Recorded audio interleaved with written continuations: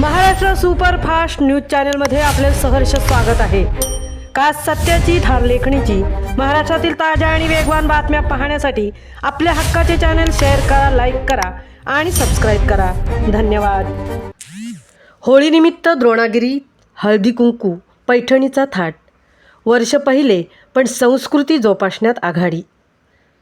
सिमेंटच्या जंगलात राहणारे शेकडो हात जेव्हा होळीच्या पूजेसाठी एकत्र येतात तेव्हा तिथे सण साजरा होत नाही तर माणुसकी आणि एकतेचा एक नवा इतिहास रचला जातो।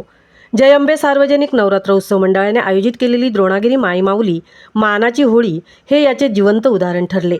रहिवाशांमध्ये एकता, बंधुता आणि सलोखा निर्माण व्हावा या शुद्ध हेतूने हा सोहळा मोठ्या जल्लोषात पार पडला। कार्यक्रमाची खरी रंगत वाढवली ती नितेश पंडित आणि पपन पाटील यांनी। खेळ पैठणीचा सन्मान गृहलक्ष्मीचा हा मजेशीर खेळ अगदी खेळीमेळीच्या वातावरणात पार पडला। सुरुवातीच्या पहिल्या मिनिटापासून ते रात्री उशिरापर्यंत कार्यक्रमाचा उत्साह तिळमात्रही ओसरला नाही। त्यांच्या बहारदार शैलीने महिलांना या खेळात पूर्णपणे गुंतवून ठेवले आणि प्रत्येकीच्या चेहऱ्यावर आनंदाचे हास्य फुलवले। नोकरी सांभाळणाऱ्या व गृहिणींना खेळ पैठणीचा या कार्यक्रमातून आपल्या संसारातील गोडवा उखाण्यात मांडला तेव्हा संपूर्ण वातावरण रंजक झाले।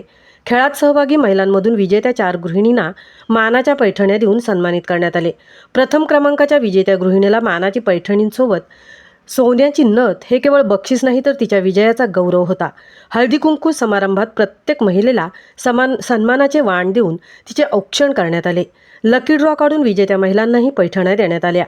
या सोहळ्याला शिवसेनेचे माजी आमदार, जिल्हाप्रमुख मनोहर शेठ भोईर, दीपक भोईर, चंद्रकांत घरत, जगजीवन भोईर, कॉम्रेड भूषण पाटील, रुपाली पाटील, खंडेश्वर पाटील आदी मान्यवरांनी उपस्थित राहून शुभेच्छा दिल्या। रात्री 8 वाजल्यापासून सुरू झालेल्या या भावभक्तीच्या सोहळ्यात रात्री 12 वाजता विधिवत पूजेनंतर शास्त्रोक्त पद्धतीने होळीचे दहन झाले। लहान मुलांपासून बालवृद्धांनी या सोहळ्याचा मनमुराद आनंद लुटला। त्या अगोदर डीजेच्या तालात नृत्याच्या जल्लोषात द्रोणागिरीचा परिसर अगदी दुमदुमून गेला होता।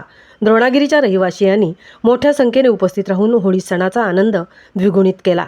वर्ष जरी पहिले असले तरी हा अविस्मरणीय सोहळा यशस्वी करण्यासाठी करण हरिश्चंद्र पाटील अध्यक्ष, रुपेश अविनाश पाटील उपाध्यक्ष, धनंजय शिंदे, योगेश म्हात्रे, विकास पोकळे, भूषण पाटील, स्वप्नील साळुंके, राहुल पाटील, गिरीश म्हात्रे, ओमकार कडू, सत्यम भोईर, संजय सरगर, शैलेश, विनायक म्हात्रे, रवींद्र पाटील, जयेश सावंत, अमोल चव्हाण, गणेश खाडे, अमोल कोपे, समीर टोटे आदी पदाधिकारी तसेच विशेष सहकार्य पिंट्याशेठ म्हात्रे, त्याचप्रमाणे होळीच्या उत्सवात सहकार्य केलेल्या सर्व सदस्य व रहिवासियांचे योगदान फार महत्त्वाचे होते।